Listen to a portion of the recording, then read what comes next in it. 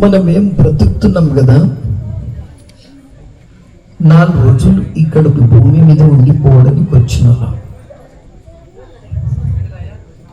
కొందరికి ఆస్తి ఉంటుంది,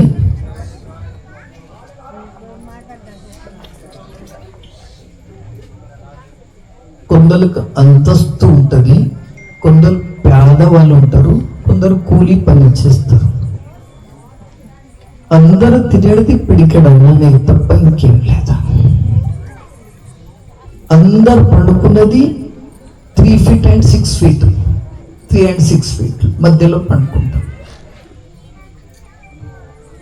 ఏ చాప మీద పండుకున్నా కానీ 6 అడుగుల చాప మీద పండుకుంటాం. చివరికి మళ్ళీ మనం పండుకొని పోయేది 3 అడుగుల జాగలను మన ఎండింగ్ లైఫ్ అవుతుంది. ఇది తెలుసుకుంటే గొడవలు కాదు, ఇది తెలుసుకుంటే ఇంట్లో ఎక్కడ గొడవ కాదు. వేసుకున్న బట్ట, ఆడిన మాట, నడిచిన జాగ,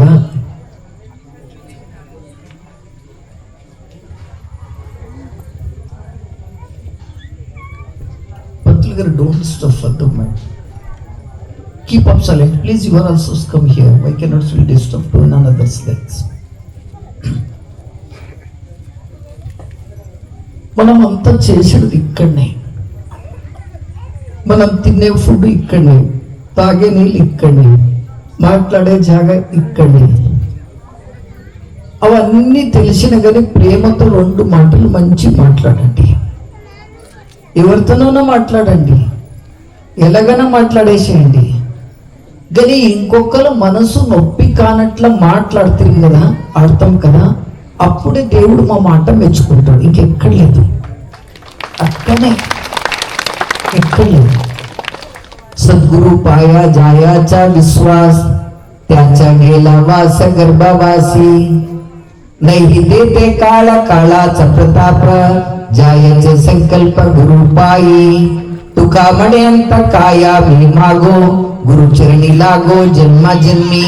नित्य मुक्त ज्योती सदा पवित्र, जायचे मुखी स्तोत्र गुरुचे. ఎవరికైతే సద్గురు కృపం అవుతుందో, ఆశీర్వాదం అవుతుందో, వాళ్ళకి ఎవరు ఎంత కష్టమని పెట్టండి. మీకు గురువు ఆశీర్వాదం అయిందని తెలుసుకోవడానికి, దేవుడు ఆశీర్వాదం అయిందని తెలుసుకోవడానికి ఎన్ని జనాలు మీకు ఎంత కష్టం పెట్టినా పర్వాలేదు, ఎన్ని జనాల కష్టం పెట్టండి. కానీ మీకు ఎంత తోడుగా నీడుగా ఒక భగవంతుడు గురువు ఆశీర్వాదం ఉంటే ఎవరేం చేయలేరు గుర్తుపెట్టుకోవాలి. ఈ మంత్రాలు తంత్రాలు దీని వెంటకు వెళ్ళరాదు. ఈ తైతలు నిమ్మకాయలు ధారలు ఇలాంటివి కట్టుకోరాదు.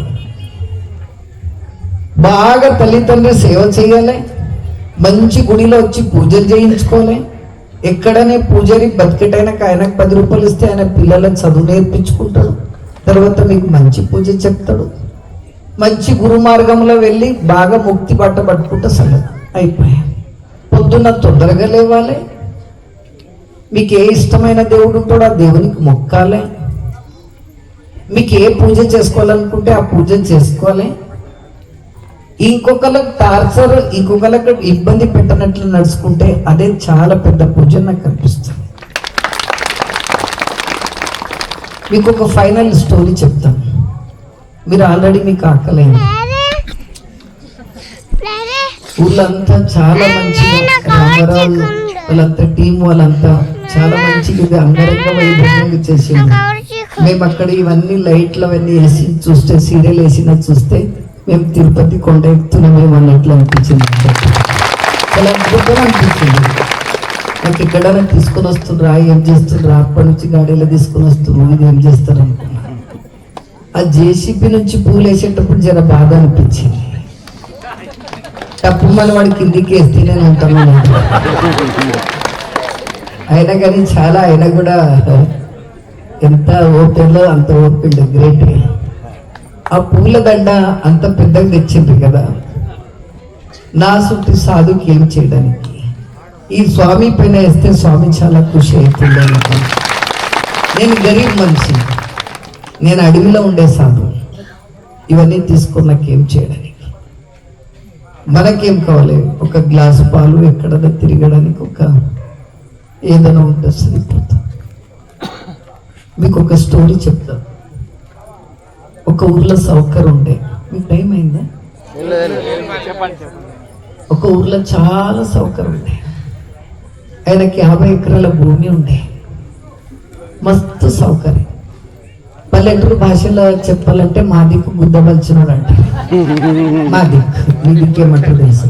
బాగా గుద్దబలిచినాడు ఉన్నాడక్క. ఏం చేస్తూ ఒక్కలు పిడికేడ అన్నం పెట్టాడు అని ఇట్లా మా ఊరు దిక్కు అంటారు. ఇక్కడ ఏమంటారు తెలియదు. I don't know in Telugu something. నాకు తెలుగు పక్క రాదు. మా మదర్ టంగ్ కన్నడ. అయితే ఆ సౌకర్యం ఉండే. 50 ఎకరాల జమీందారు, మంచి సౌకర్యం ఉండే. ఆయనకు ఒక పెద్ద దొడ్డి ఉండే. 1/2 ఎకరం దొడ్డి ఉండే. ఇల్లు మన దిక్కు దొడ్డి అంటాం. పెద్దగా ఇల్లు 1/2 ఎకరం. ఈ బాబు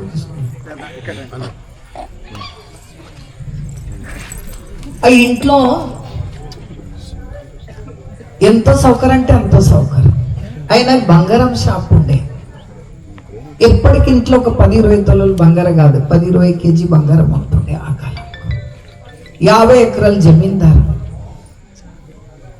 ఆయన చుట్టూకేం ఎంత చూసిందంటే ఒక 100 పిల్లలకు చూసి లాస్ట్కి ఒక పిల్లకి చేసుకున్నాడు.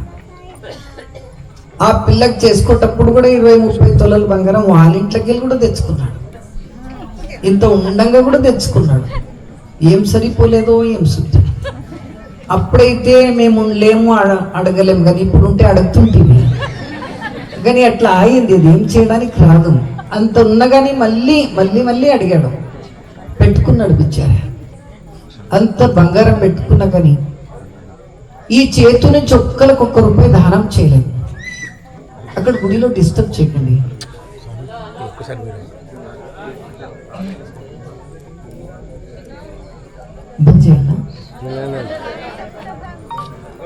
ఎందుకంటే వాళ్ళు పూజ డిస్టర్బ్. నేను ఒక సాధువు వచ్చి ఎవరిని కూడా డిస్టర్బ్ చేయను. ఎందుకంటే ఒక లైఫ్ పాడు చేసినట్ల. ₹1 కూడా ఒక్కరికి దానం చేయలేదు బిచ్చారా. అంత ఉన్నా కానీ ఒక్కరికి ₹1 ఇవ్వలేదు. వాళ్ళ భార్య ఏముండే కదా, అవి చాలా సాత్విక ఉండే. వాళ్ళ ఇంటికి గురువులు వస్తుండే. గురువులు వచ్చి పాద పూజలు చేసుకుంటుండే. వాళ్ళ మమ్మీ వాళ్ళందరూ పూజలు చేస్తుండే.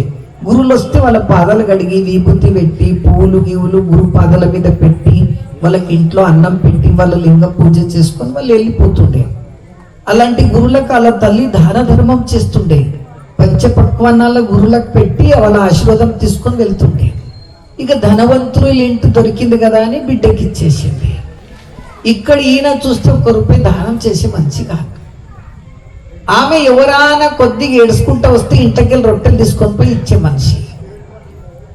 భర్త ఒక్కరోజు చూసి 2 రోజులు చూసి మస్తు రోజులు చూసి ఈమె నా ఇల్లు ఉంచేటట్లా కనిపించదు పరమాత్మ అన్నాడు.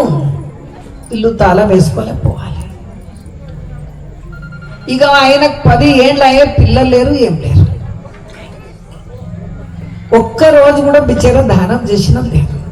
పిసినారి అంటే పిసినారి, అంత పిసినారి. ఒక్క రొట్టె వేయలేదు. ఆమె ఇంటికి పురుమాసి ఏం చేసిందంటే కాశీ విశ్వనాథుడు సాధువు రూపం వేసుకొని ఆమె ఇంటికి వచ్చింది.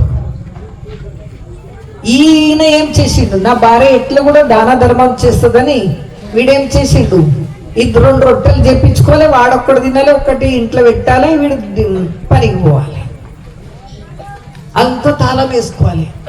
మళ్ళీ ఆయన వచ్చినప్పుడే వంట చేసుకుని 2 తినాలి. అసలు సౌకర్యమైన తన భార్య తాను 2 తినాలి, వేరేలకు ఏం పెట్టరు. అది అంత పెద్ద సౌకర్యం. ఒక్కరోజు ఏమైందంటే ఇడు 1 రొట్టె కూడా దానం చేయని ఏకొచ్చిండు కదా, ఈ దరిద్రుడు ఏం చేయాలని. ఆమెకి ఏం చేస్తే ఆ భర్త స్నానం చేసేటప్పుడు ఈమె పిండి దొంగతనం చేయాలి. ఆ కుండల పిండి దొంగతనం చేసి ఇంకొక కుండలో పెట్టాలి. ఈమె ఇట్లా చేసి చేసి ఇంత పిండి జమ చేసుకున్నది. అది భర్తకు తెలియలేదు. వాడు ఇంకేం ఈమెకు రొట్టె పెట్టిండు, ఇంత పుండి కూర ఉంటే తిన్నాడు. ఆ భార్య కింద పెట్టిండు, 1 రొట్టె పెట్టిండు, వాడు తిని వెళ్ళిపోయాడు. వాళ్ళ ఇంటికి కాశీ విశ్వనాథ్ పరీక్ష గురించి వాళ్ళ ఇంటికి జంగమ రూపం వేసుకొని సాధు రూపం వేసుకొని వాళ్ళ ఇంటికి వచ్చిండు. భవతి భిక్షాందే అమ్మ అన్నాడు. ఆమె పెద్ద ఇల్లు, ఆ ఇంట్లోకి వెళ్ళి ఉరుకుంటా వచ్చి, అయ్యయ్యో ఎన్నడూ లేని ఈ రోజు నా ఇంటికి పరమాత్ముడు వచ్చిండు, అయ్యో స్వామి ఓ భగవంత జర్ర ఆగు అన్నది. మాల ఎక్కి చూసింది, మీద బంగ్లా ఎక్కి చూసింది. బంగ్లా ఎక్కి చూసేటలకే భర్త దుకాణంలో ఉన్నాడు, బచాయిస్తుంది అనుకున్నది. అన్నది పట్టుమని ఇంత నీళ్లు పోసుకున్నది, ఆ పిండి దాసి పెట్టినది ఉంటే కదా అది తీసుకున్నది, పొయ్యి మీద పెంక పెట్టింది, టకటక రొట్టె చేసింది. ఇక సాంబార్ చేయాలంటే సొద్దానం లేదు. సాంబార్ ఎట్లా చేయలేము, ఇక కష్టము. ఎట్లా చేయాలి? ఆమె పెట్టిన పుండి కూర ఉండే కదా, భర్త ఉంచిన పుండి కూర ఉండే కదా, ఆమె ఏమో ఐడియా చేసింది. ఆ పుండి కూర తీసుకున్నది, గరం రొట్టెలు అది పెట్టి ఇవ్వడానికి పోయింది. సాధు మహేష్ ఇవ్వడానికి పోతే ఆయన ఏమన్నాడు తెలుసా? అమ్మ నీ పిల్లలేరా, నీవే ఇస్తున్నావు అని ఆయన అడిగాడు. అడిగితే ఏమేమన్నా తెలుసా? అయ్యో పరమాత్మ, ఎక్కడి నుంచి తేవాలి పిల్లలు? 10 ఏళ్ళు అయినాయంటే తిరగబట్టి నా భర్త ఎంత పిల్లలు లేరు, ఏం లేదు పరమాత్మ. పిల్లలుంటే వాళ్ళే ఇస్తుండే, నేనెందుకు ఇస్తుంటే నీ భగవంతుడని ఏడ్చుకుంటున్నా. పాపి చేతురాలతోనైనా తీసుకో భగవంత అని. ఆయన గురువు హుషారు ఉండే, విశ్వనాథుడు హుషారే. సరే అమ్మ నేను తీసుకుంటానే ఆయన జోలలో వేసుకున్నాడు. వేసుకొని ఏం చేసి, నువ్వు కాశీకి వస్తే మీకు పిల్లలు అవుతారమ్మా అని చెప్పింది. మీరు కాశీకి వచ్చి మీ పెద్దోళ్ళ శ్రాద్ధ పూజ చేయండి, ఆ పూజ చేస్తే మీకు పిల్లలు లభిస్తారమ్మా అని చెప్పి ఆయన ఏం చేసిండు, వెళ్ళిపోయాడు. ఆ వెళ్ళిపోయిన తర్వాత ఇంకా కొద్ది ముంగలు వెళ్ళేటలకే ఆ గురుగారు మాయమైపోయారు. ఇవే కొద్దిగా డౌట్ వచ్చింది. సాయంత్రం భర్త వచ్చిండు, ఏమండి అని అడిగింది. మీరు భర్తకు బాగా చేయాలంటే ఒక ఐడియా చెప్తా నేను, ఇది ఎవరికి చెప్పకండి. ఏం లేదు, ఆయన తాగొచ్చిండు అనుకో, నీవు చూస్తే హీరో చిరంజీవి లాగా కనిపిస్తున్నవే అని ఎప్పుడు నాడు. ఇక షాప్కి వెళ్దాం నాడు, కర్నూలుకి వెళ్ళి బంగారం ఇప్పిస్తాను అన్నపోతే భర్తకి ఎడ్డేలాక చేయాలంటే ఆయన తాగి వచ్చినప్పుడే డబ్బులు తీసుకోవాలి. అప్పుడిప్పుడు ముట్టరాదు, అప్పుడిప్పుడు ముడితే జాడిస్తాడు. తాగినప్పుడు మెల్లగా తీసుకోవాలి. మా ఊర్లో చెప్పినమాట, మా అగ్గలు మెల్లగా తీసుకోవాలి. తీసుకొని ఏం చేయాలి, అట్లానే పెట్టుకోవాలి. 100 అట్లానే పెట్టుకోవాలి.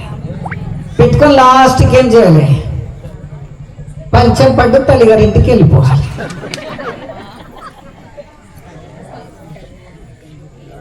రొట్టెల డబ్బులు పెట్టుకోవాలి, మీద టిఫిన్ డబ్బు పెట్టాలి, 2 రొట్టెలు కట్టుకొని పోవాలి. అక్కడ తల్లి తినిపించినట్లు వచ్చేసి ఆ డబ్బులంతా తీసుకొని అవసరంలో షాప్లో పోయి అద్దతల బంగారం తెచ్చుకొని 2 రైకి బట్టలు చీర తెచ్చుకొని ఇంటికి రావాలి, భర్త ఇంటికి. అప్పుడు అనాలి, చూడరా అక్కలేడా, నీ కట్టుకొని నాకేం సుఖమైంది, నా బంగారం లాంటి తల్లి నాకు బంగారం పెట్టిందిరా, నీ కట్టుకున్న నుంచి ఒక్క చీరగా నాకు పోతుందిరా అని ఇట్లా డూబు కొట్టలే అయిపోయి. ఇక వాడుగా మెంటలక తిరగకపోతే అయిపోయి. ఎప్పుడు చేసుకున్నాడు. ఏం చెప్పాలరా నీ సంగతి, ఏం చెప్పాలి, నీ కట్టుకున్న నుంచి ₹1 గాంగ్లాడు అన్నాలే, ఇక్కడికి వెళ్ళి తీసుకొని పోలే, అక్కడికి వెళ్ళి రావాలి. అది కుక్క కూర్చున్నట్ల కూర్చోకపోతే ఎట్లానా చేసి తన భర్త తన హద్దులో ఉంచుకోవాలి, కానీ సంసారం పాడు చేసుకోరా. భర్త తాగిండంటే ఆయనకి ఇంట్లోకి వెళ్ళి బయటికి దుబ్బకండి. ఆయన ఏదో కష్టం నుంచి ఉన్నప్పుడే అట్లా ఏమైనా చేసిండొచ్చు. మన ఆడపిల్లల టైంకి కొద్ది బుద్ధి మాట చెప్పి ఆయన తర్వాత ఏదో కొద్ది తినిపించి మంచి బుద్ధి మాట చెప్తే ఆయన కూడా మారుతాడు. ఆయనకు రేస్ చేస్తే మళ్ళీ డబల్ తాగుతాడు. నేను చాలా మంది చూసిన, నా దగ్గర దాదాపు లేదంటే ఒక 10-20 లక్షల జనాలు తాగుడు బంద్ చేసి, నాకు లేదంటే కూడా దాదాపు నాకు 1 CR శిష్యులు ఉండొచ్చు, నాకు 1 కోటి శిష్యులు ఉండొచ్చు.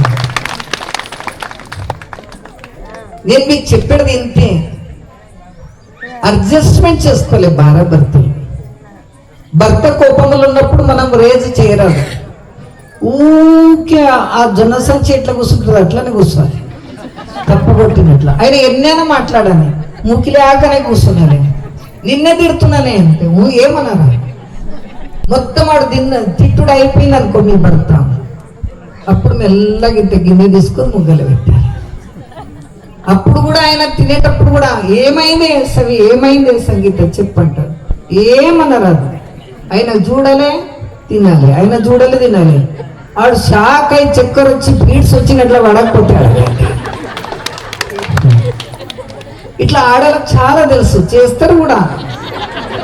మా ఊరు కాడ ఈడ ఇట్లా మరి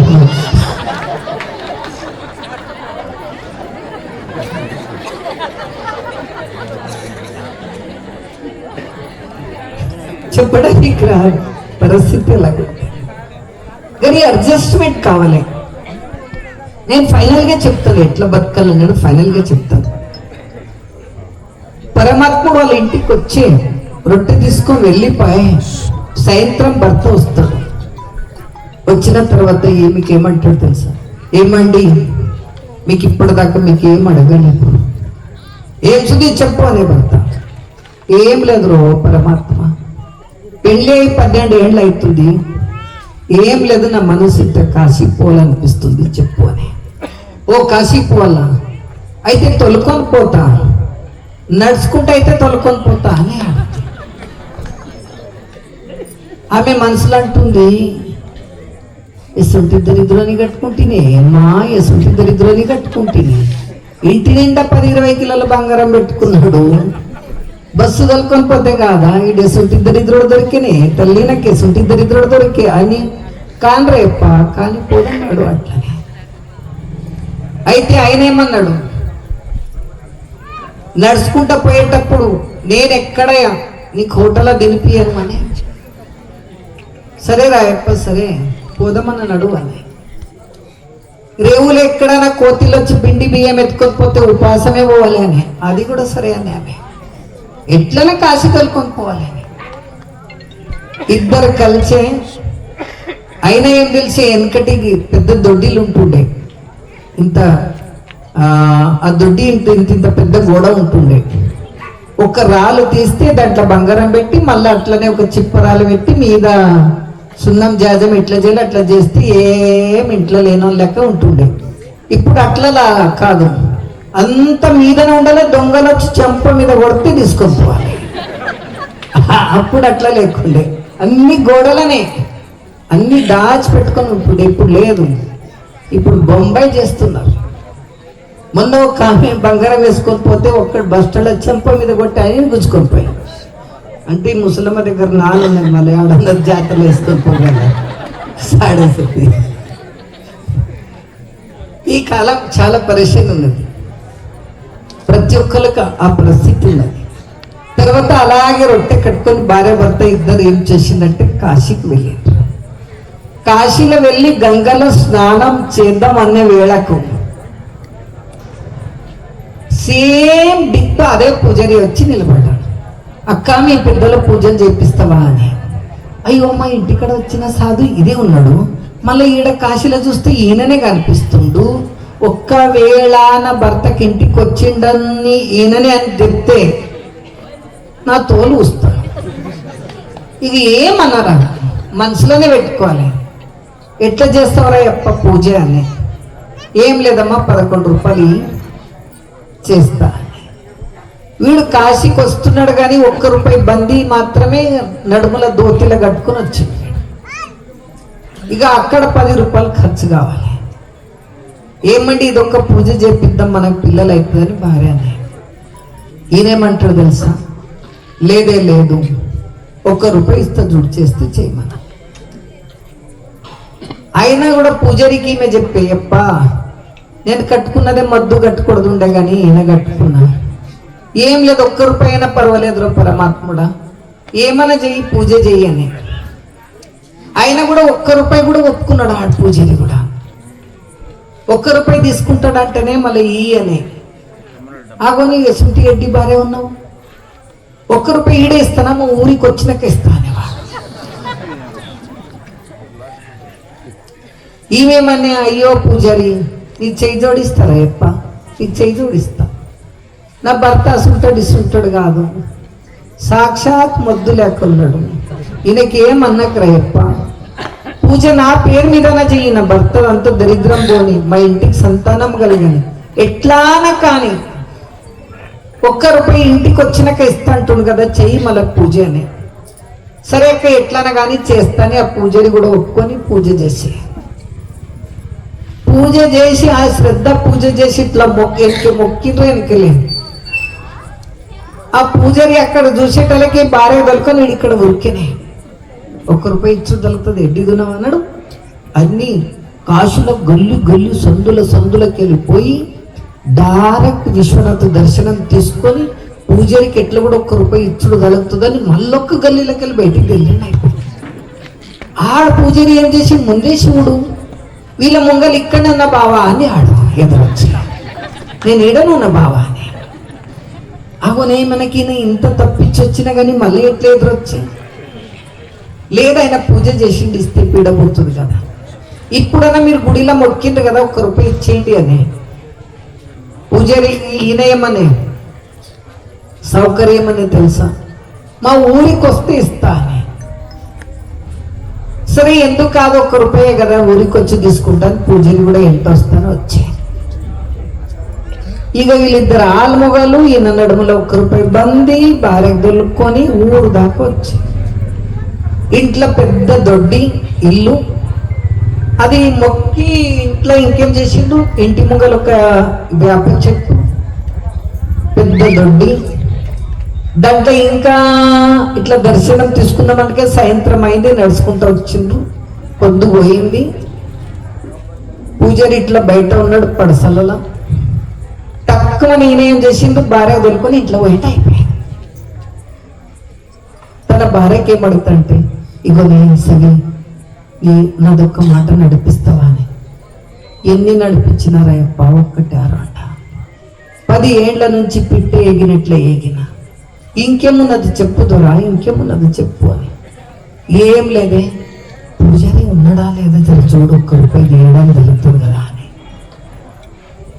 మెల్లగా కిటికీ తీసి భార్య, కిటికీ ఉంటుంది కదా విండో తీసి ఇట్లా చూడడానికి పోతే పూజారి ఆడనే కూర్చున్నాడండి అనేమి. ఇగో పూజారి కూర్చున్నాడు, నీకు ఒక మాట చెప్తా, ఏం లేదు, నేను పొలం మీద చచ్చిపోయినట్లు వండుకుంటా, నేనేం చెయ్యి, ఏడ్చుకుంటా బయటికి పో, ఏడ్చుకుంటా బయటికి పోయిన తర్వాత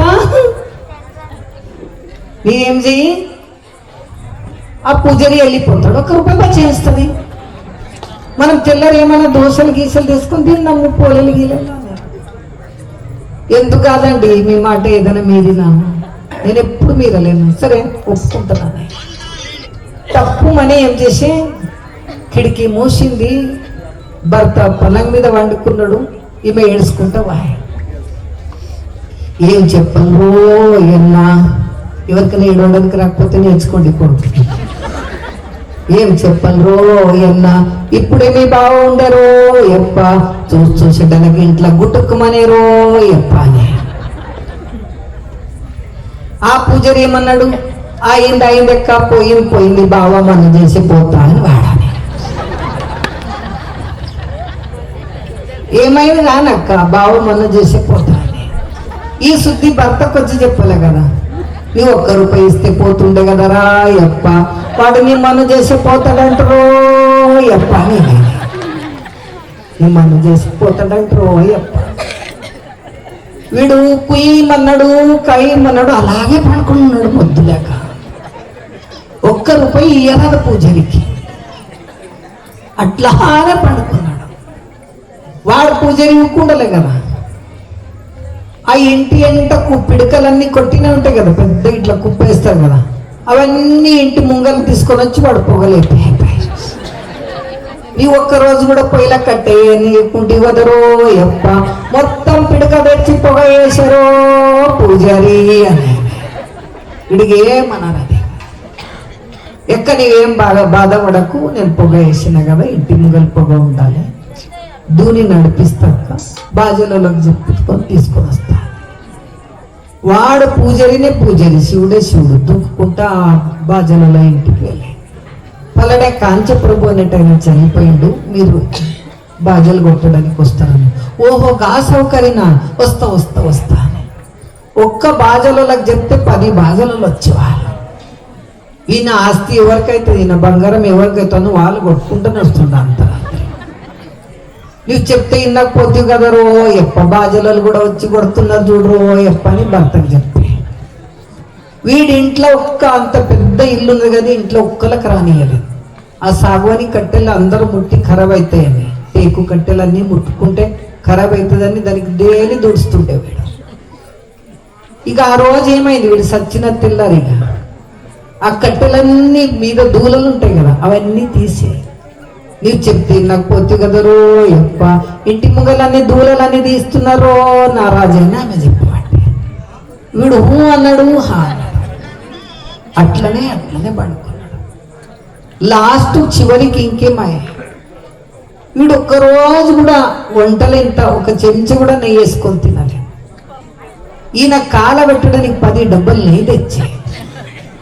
నీవు చెప్తే నాకు పొద్దు కదనే బావా, ఈరోజు నీకు ఒక్క చెంచా అంటే ఎంతగానం కాదు, 11 డబ్బాలు నూనె తెచ్చిండ్రో ఎప్పని భర్త కేడ్చుకుంటూ చెప్తుంది. వీడు డున్నమన్నాడు, డండమన్నాడు. ఇక అంతా తెచ్చే ఇడిసే ఊరు బయట ఆయన పొలం కాడ అంత కట్టెలు ఏరిచ్చే. ఈయనకి ఇక పై గడిగేటప్పుడు ఇక అంత పై గడిగి ప్యాలలు గీలలు అన్నీ తీసుకొని వచ్చి, ఆవులు తీసుకొని వచ్చి, ఇక బట్టలన్నీ తొడిగిచ్చి, ఏమన్నాడు, శ్వాసం తీయడు, కుස්සన్నాడు, కස්සన్నాడు. అట్లనే అన్నీ ఎక్కించుకుని ఇక మంచం మీద పిలుగు కట్టి మీద పండబెట్టి,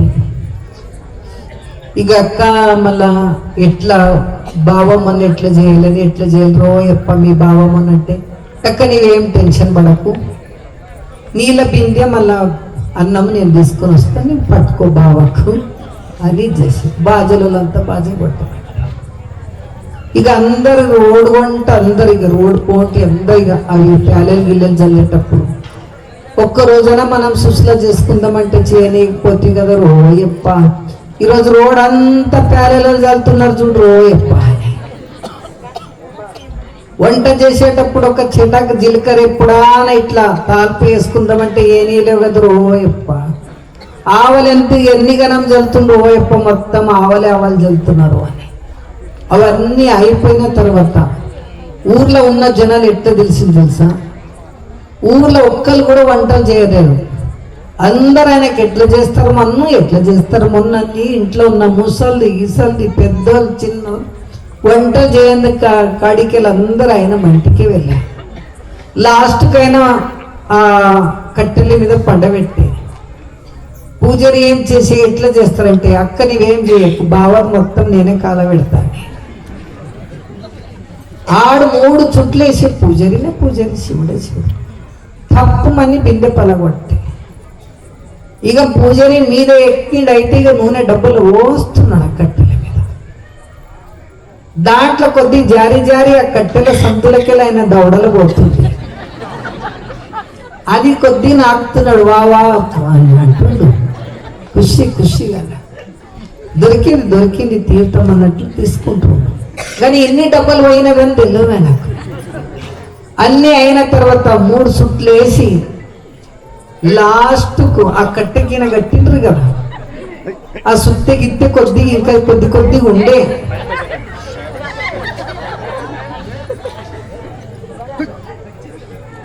కొద్దిగా ఉండే సుత్తె. ఇంకే 3 చుట్లు వేసి పూజారి మెల్లగా ఇట్లా కాలబెట్టిండి అయిపోయింది. అది రాత్రి పూట కాలబెట్టడానికి 6 గంటలు అయింది ఆయన తీసుకొని పోవడానికి. సాయంత్రం 6 గంటలప్పుడు కాలబెట్టేటప్పుడు ఈమె తెల్ల బట్ట వేసిండ్రు. అది మెల్లగది మండుతున్నది. తాడిగిడని దెప్పుకొని ఇట్లా దూలలేక నిలబడైపోయాడు. నిలబడేటలకి ఓయమ్మో సౌకర్య దయ్యమైండు అని ఒక్కల మీద ఒక్కల ఆడలు పడి ఉరుకుడే. నేను బతుకుతినో నేను బతుకనే తల్లి అందరైతే ఎంత చూస్తే నాకు పడతాడో నీకు పడతాడు, నాకు పడతాడో నీకు పడతాడు, నాకు పడతాడో నీకు పడతాడు, ఉరుక్కుడే ఉరుకుడు. లాస్ట్కి ఆడలంతా ఎక్కడదక్కడ తలుపు పెట్టుకుని ఈ మగ మనుషులు ఏం చేసి వీళ్ళు మెల్లగా రాబట్టి ఇట్లా వచ్చి, సంగీతమ్మ నేనున్న నీ భర్తగా ఉండు బంగారమ్మగా ఉండు. ఆ దయ్యం అన్నది నేను దియ్యం తలుపు అని. ఊరి కూరు మొత్తం భర్తలంతా బయటనే ఉండేది, ఆడలంతా తలుపు గడ కూసుకొని అంతగానో పరిశీలన అయ్యింది. ఎందుకు ఈ మాట చెప్తుందంటే, మనం ఎంత సంపాదించినా మన వెంట ఏం రాదు. మనం చేసిన దాన ధర్మం, మనం చేసిన పుణ్యకార్యాలు, మనం ఎవరైనా మా ఇంట్లో ఉన్న మీరు ఎవరికి మా సూటలు కూడా 10 రూపాయలు దానం చేయకండి. మీకు ఒక మాట చెప్తా, కాలు మొక్క మీ ఇంట్లో ఉన్న పెద్ద మనుషులకు నా పేరు మీద అన్నం పెట్టండి సార్. మీ ఇంట్లో ఉన్న పెద్ద మనుషులు ఉంటారు కదా, ముసలోళ్ళు ఉంటారు కదా, వాళ్ళకి నా పేరు మీద మీరు దానం చేయండి. నాకు చేసిన అనుకొని వాళ్ళకి పిడికెడు అన్నం పెట్టండి. మీరు అన్ని రకరకాల కూరలు రకరకాల వంటలు చేసుకొని తినండి. కాకపోతే ముసలిదానికి కొద్దిగా మిగిలిన గంజిలో కొద్దిగా అన్నం కలిపిచ్చేస్తే, అది ఏదో అంబలిలాకి ఎంత పోస్తే ఆమె కడుపు చల్లగా ఉంటే నీ ఇంటి కడప చల్లగా ఉంటుందని దమట్లో వచ్చుకుంటే బాగుంటుంది. నేను ఇది చెప్పడానికి వచ్చాను. నేను పెద్ద సౌకర్యం దమట్లో పెట్టుకోకండి, నేను పెద్ద పేదడున్నాని దమట్లో పెట్టుకోకండి. అందరూ వచ్చినది ఇక్కడే, ఒక రోజు మనం విడిచిపెట్టి పోయేది ఇక్కడే అంత. ఇది ఏ చెత్త అయితే తల్లి గర్భంతో వచ్చిందో మళ్ళీ ఒకరోజు ఈ భూతల్లి గర్భంలో పండుకుంటది. అందు గురించి నాది అన్నది నెత్తిలకెళ్ళి తీసేసి ఇదంతా ఇచ్చినా చూడు భగవంతు, ఇదంతా నీదే. నా పిల్లలు ఇచ్చినది కూడా నీదే, నా ఇల్లు ఇచ్చినది కూడా నీవే, నా గాడి గోడ ఇచ్చినది కూడా నీవే. పరమాత్మ అంతా నీవే ఇచ్చినావు. నీవు ఇచ్చిన నేను సమర్పణ నీకే చేస్తున్నానే భావన ఎప్పుడైతే మనసు లోపల వస్తుందో అప్పుడే మనకు శాంతి కలుగుతుంది. లేకుంటే ఎక్కడికి వెళ్ళి శాంతి చెప్పండి. నేను ఎంత నా ఆస్తి ఉండను, నా దగ్గర చాలా జనాలు క్లయింట్స్ వస్తూ ఉంటారు. హైదరాబాద్ నుంచి నాకు చాలా జనాలు వస్తూ ఉంటారు. ఒక్కరు ఏం చేసింది, సౌకర్యం వాళ్ళకు 7 అంతస్తుల బిల్డింగ్ ఉన్నది, కిరాయి 3 లక్షలు వస్తుంది. వాళ్ళు ఉంటారు అమెరికాలో. వాళ్ళ నాయనమ్మ చేస్తే వీడియో చేసి వాళ్ళకి పంపించింది, కానీ లక్షల రూపాయలు ఖర్చు అవుతుందని వాళ్ళు ఇండియాకి రాలేరు.